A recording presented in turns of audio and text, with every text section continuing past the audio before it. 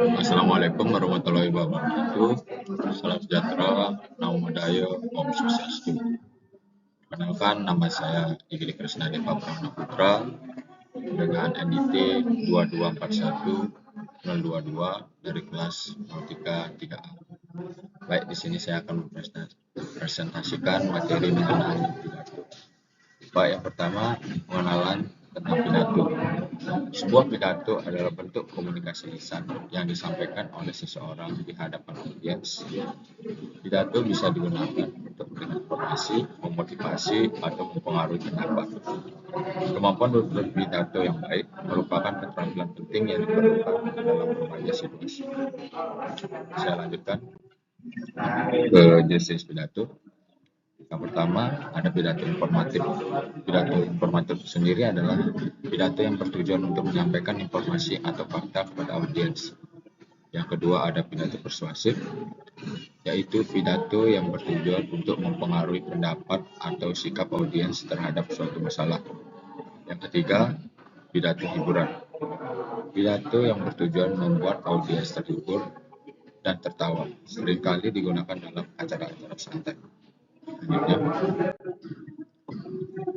struktur pidato yang efektif. Pertama, bagian untuk menarik perhatian audiens dan memperkenalkan topik utama. Isinya, bagian utama yang berisi informasi atau argumen yang disampaikan dengan jelas dan teratur. Bagian penutup, bagian di mana kesimpulan disampaikan dan seringkali diakhiri dengan pesan yang menginspirasi. Persiapan sebelum pidato. Baik, persiapan sebelum pidato yang pertama itu merupakan riset materi.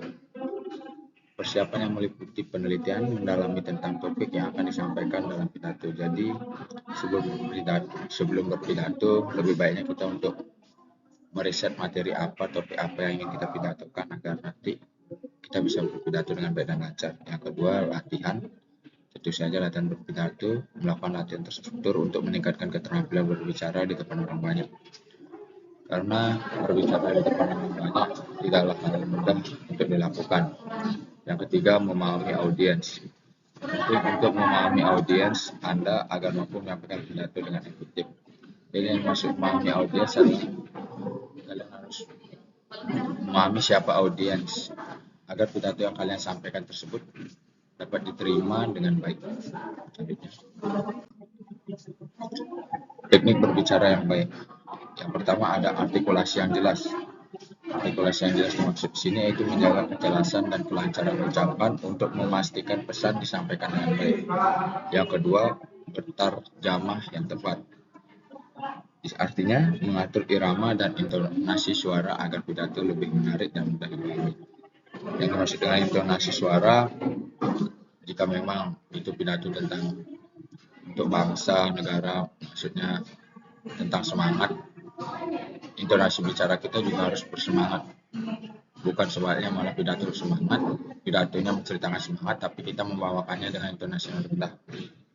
Tiga, ada pemanfaatan jeda.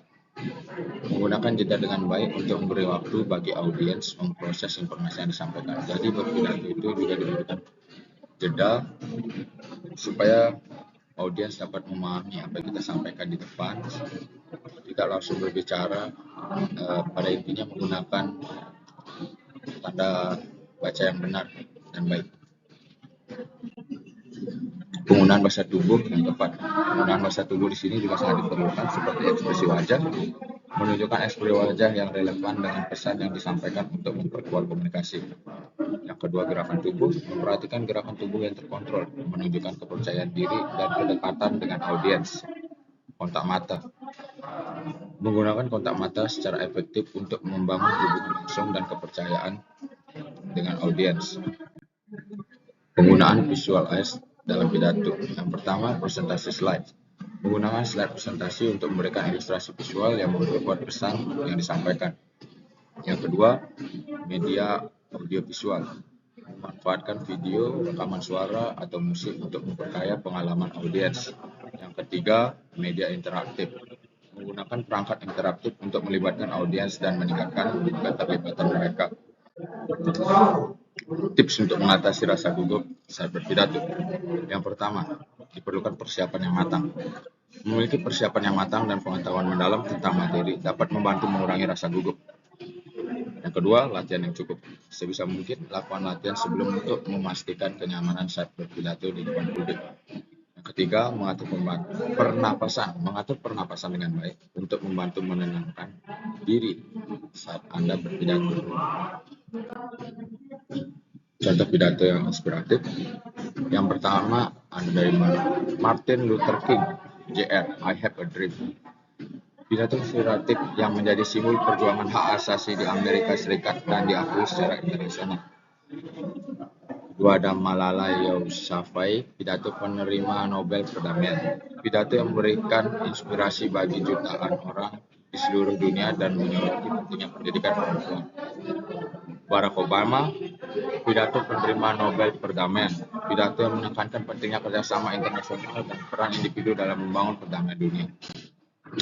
Kesimpulan dan pesan penting tentang pidato.